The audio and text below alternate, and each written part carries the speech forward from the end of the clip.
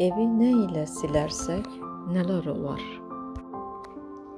Duzlu su ilə 100 illərdir qorunma və arınma üçün istifadə olunur. Kötü enerjini çəkər, evə fərahlıq verər. Gül suyu ilə mənəvi huzur və sevgi enerjisi yayar, evi daha isti və ya huzurlu hiss etdirər. Sirkə ilə negativ enerjini təmizləyər, kötü gözü və ağırlığı uzaqlaşdırar.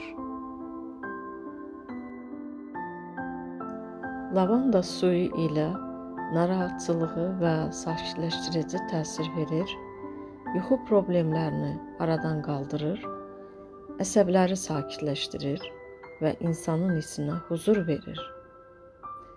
Həm də evdə negativ enerjiləri təmizləyir. Bunlara diqqət edin.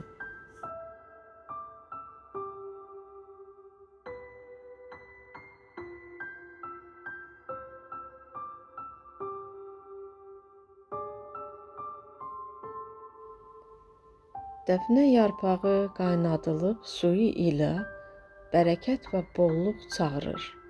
Eyni zamanda qoruyucu enerjiya malikdir. Hətta onu evlərdə pastellərin içinə, yastığının arasına, kaşelyokuna onun yarpağını qoya bilərsiniz. O ruzunu çəkir. Onu yandırmaq qəti qadağandır.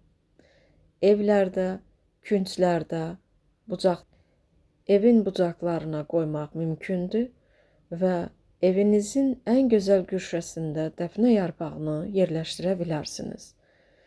Və bu evə təravət verir, xoş qoxu və huzur gətirir evə və insanın içinə huzur dolur və hər birinizə şifalı günlər arzu edirəm.